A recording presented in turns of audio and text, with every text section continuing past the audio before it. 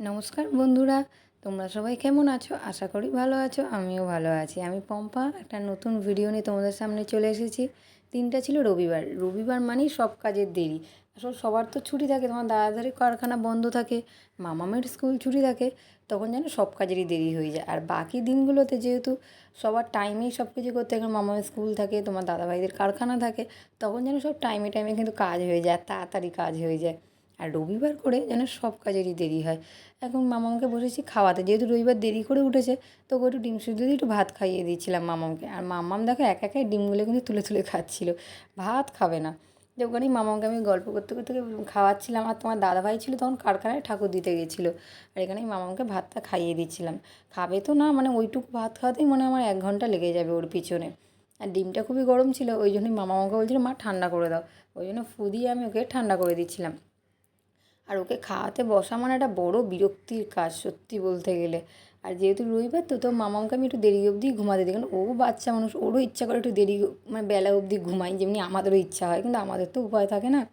তা তোমার দাদাভাই চলে এসে ওকে টিফিনে আমি চাউমিন বানিয়েছিলাম, ওটাই দিয়ে দিলাম। আর দেখো বাচ্চাদের মতো ও কার্টুন দেখে, ও কিন্তু রবিবার করে খুব কার্টুন দেখে, মানে সব বাংলা যে কার্টুনগুলো হয় সেগুলো দেখতে কিন্তু খুবই ভালোবাসে। তোমার দাদাভাই খেয়ে চলে যাওয়ার পর আমিও রান্নাঘরে দেখো এখানে চাউমিন খাচ্ছি, আর এখানে রান্নাটা বসাবো আমি। আজকে তোমার রবিবার ছিল, তো তোমার দাদাভাই মাংস এনেছিলো, মাটন। তো রান্নাটা বসাবো, আর এত বেলা হয়ে গেছে যে মাংসটা আনতে তোমার দাদাভাই যে কী বলবো, সব কাজেরই দেরি। আর মাংস রান্না করতেও আমার দেরি হয়ে গেছে।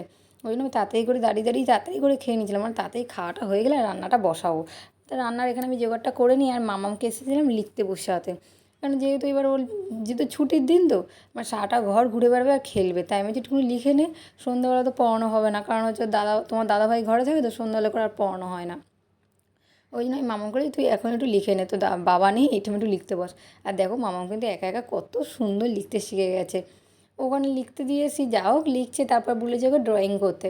আর এখানে দেখো তাতে করে রান্নাটা বসিয়ে দিচ্ছি, একদিকে ভাত আর একদিকে মাটনটা করছি। মাটনের সব কিছু জোগাড় তো আমি আগেই করে নিয়েছিলাম, এবার খালি রান্নাটা বসিয়ে দিচ্ছি। আর মা তো জানোই কোনো রকম মাংসই খায় না, তাই মা দুতলায় বলে যে মাছের ঝোলটা করে নেবে, আর এখানে আমি মাংস আর ভাতটা করব খালি। রান্নাটা চটপট হয়ে যাবে, কিন্তু অনেকটা না বেলা হয়ে গেছে, আর মামামকে যেহেতু খাওয়ানোর থাকে তারপর আমরা খাবো, ওই জন্য আরও দেরি হয়ে যায়। আর মামামকে খাওয়াতেই তো 1 ঘন্টা। তো এখানে আমি মশলাটা কষি আর মাংসটা বসিয়ে দিচ্ছি। আর মাংসটা হয়ে গেলেই কাজ হয়ে যাবে, মানে মাংসটা হয়ে গেলেই আমার একটা বড়ো কাজ হয়ে যাবে, তবে মামাকে স্নান করেই খাইয়ে দেবো।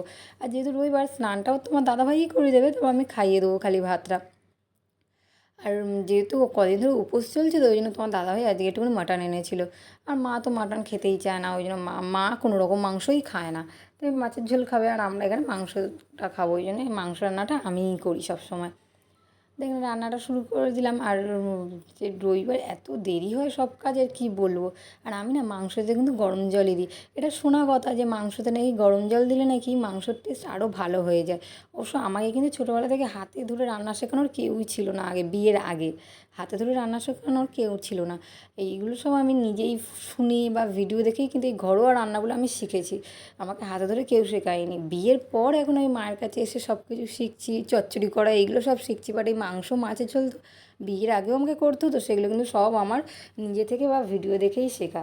এখানে দেখো মাংসটা হয়ে গেছে, আর বললাম না এত বেলা হয়ে গেছে যে তাড়াতাড়ি করে রান্না করে মাম্মাকে খাইয়ে এখানে দেখো তোমার দাদাভাইকেও কিন্তু আমি খেতে দিয়ে দিয়েছি। আর বিকেলবেলা ওকে আমি খাওয়াতে বসেছি, ওর ঠাম্মা এসছে, মানে দিদি এসছে, আমরা গল্প করছি। আর ওই দেখো বড় পুতুলটার কাছে কেমন ওকে বালিশ করে নিই, কেমন কি শুয়েছে, দেখো কেমন লাগছে। এখানে মামা ওর পুতুলটাকে নিয়ে শুয়ে পড়েছে। আর তারপর সন্ধ্যাবেলা মন্দিরে গেছিলাম, গিয়ে দেখি বাবা, তোমার দাদাভাই সবাই মিলে রথটাকে রথের ঘরে ঢোকাচ্ছে। আসলে রথ পুজোর পর রথটা বাইরেই ছিল, মন্দিরের পাশেই ছিল।